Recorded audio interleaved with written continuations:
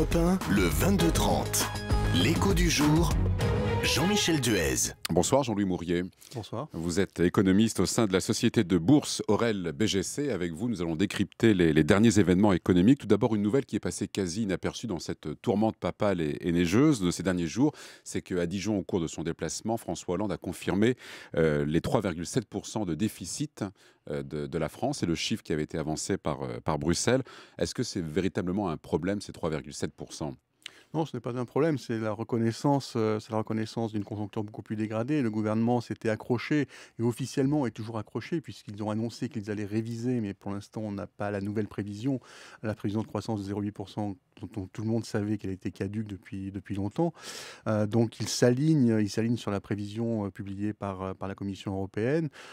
Peut-être que cela signifie que la prévision de croissance sera celle qui a été publiée aussi par la Commission européenne, c'est-à-dire 0,1% de croissance pour cette année.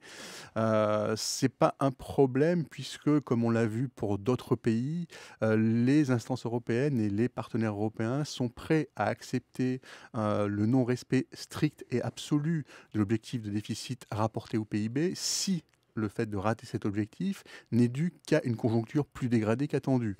Donc on l'a vu dans le cas d'autres pays, notamment récemment l'Espagne, le Portugal a eu droit aussi à un report une fois. D'autres pays ont bénéficié de cette mensuétude un petit peu des partenaires européens et de la Commission européenne. Il faut quand même, pour que ce soit accepté, s'engager sur des mesures qui permettent de suivre un chemin, qui permettent d'assurer un retour vers des finances, vers une véritable réduction en tendance au déficit. Quelles mesures sont? C'est une réduction des dépenses, a priori. Réduction des dépenses, dans le cas de la France, c'est évidemment ce que tout le monde attend dans la mesure où ce qui a été fait au début de l'arrivée du gouvernement s'est concentré sur des hausses de prélèvements. On est à un taux de prélèvement qui est le plus élevé de l'Union européenne, l'Union économique et monétaire aujourd'hui de loin. Donc on ne devrait pas aller plus loin, a priori. A priori, on ne devrait pas aller plus loin. Le gouvernement s'y est engagé. Donc les engagements n'engagent peut-être que ceux qui les écoutent. Mais il n'empêche que aujourd'hui, ce qui est privilégié, et on le voit dans la conception du budget 2014, Jean-Marc Ayrault a demandé à ses ministres de lui proposer des économies sur chacun de leurs postes budgétaires et on verra ce qu'il en ressort. On le saura assez vite de toute manière puisque le fameux programme de stabilité à horizon 2017 doit être communiqué à la Commission européenne avant le 15 avril. Puisque vous parliez du taux de croissance, les chefs d'entreprise qui viennent chaque soir à Europe 1 à ce micro sont plutôt optimistes, enfin du moins voient un début de reprise à la fin de l'année ou en 2014 en début d'année prochaine. Est-ce que vous partagez cette vision d'une reprise dans les prochains mois? Oui, c'est un scénario qui est assez conjoncturel. On est aujourd'hui sur une moindre dégradation de l'activité, sur une stabilisation de l'activité. On est loin de pouvoir parler de véritable reprise, mais on a des signes et des indicateurs avancés, notamment les enquêtes de conjoncture auprès de ces fameux chefs d'entreprise notamment, qui montrent qu'il y a une inflexion positive qui se produit, qui ne se traduit pas encore par une croissance plus forte de l'activité, notamment dans l'industrie. On a vu récemment les statistiques industrielles qui étaient assez désastreuses. Mais si les chefs d'entreprise partagent cet optimisme, ce relatif optimisme et cette vision d'une amélioration des perspectives, c'est plutôt une bonne nouvelle, puisque cette reprise, elle viendra d'eux d'abord. C'est pas une méthode Coué, non? Se dire ça va aller, on va y arriver. Méthode Coué, oui et non. Vous savez, on a coutume de dire la croissance c'est de la confiance, c'est pas complètement faux. Faut pas perdre de vue que la récession qu'on subit en ce moment, qu'on a traversée, qui sans doute dure encore un petit peu en ce début d'année, a été grandement provoquée, si ce n'est provoquée, amplifiée par la dégradation de la confiance des chefs d'entreprise dans une période de troubles sur les marchés financiers, de panique, sur les marchés qui a engendré un durcissement des conditions de financement. Donc l'amélioration qu'on voit, qu'on perçoit sur ces conditions de financement, d'abord sur les marchés dans un premier temps, devrait se traduire par une amélioration des conditions de financement de l'économie, notamment du tissu de PME dans les prochains mois. Pour l'instant, ce n'est pas encore évidemment le cas, les conditions restent difficiles. Et si ce mécanisme se poursuit, parce qu'attention, pour l'instant, on est encore vraiment dans les premiers prémices et on ne peut dessiner que des scénarios.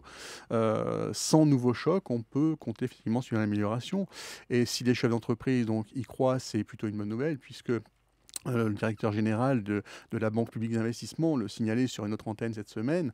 Aujourd'hui, ils ont des enveloppes de crédits à distribuer, de fonds à distribuer. Ils n'ont pas de demande.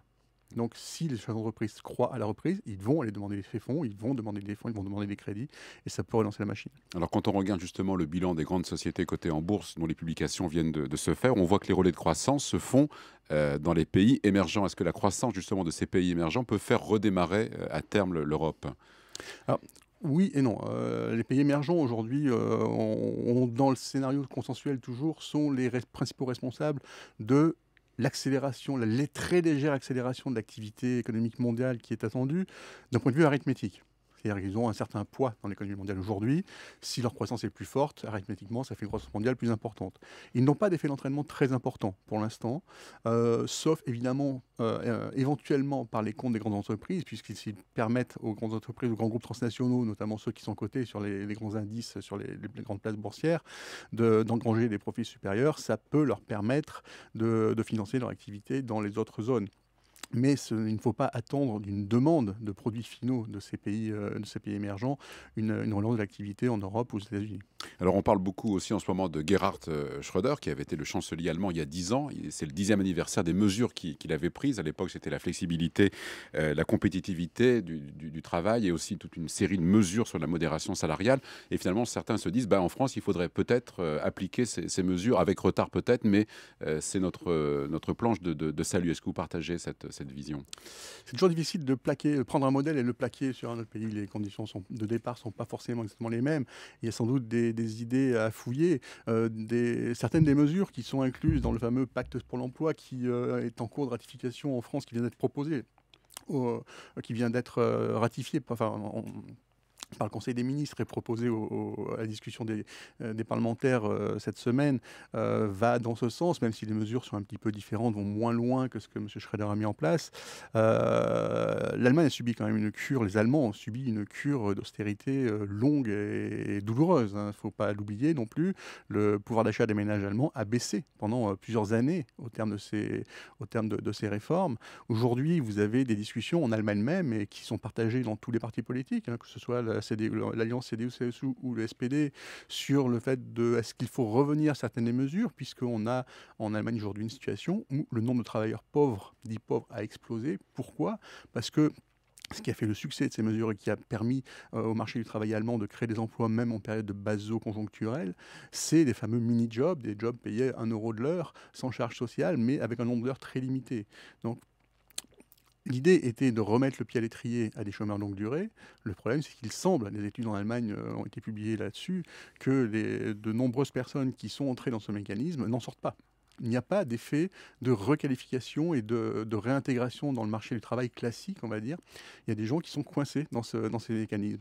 Donc il faut bien faire attention. Il y a sans doute des choses positives à prendre pour fluidifier le marché du travail, pour permettre, par la flexibilité, de profiter mieux des périodes de reprise.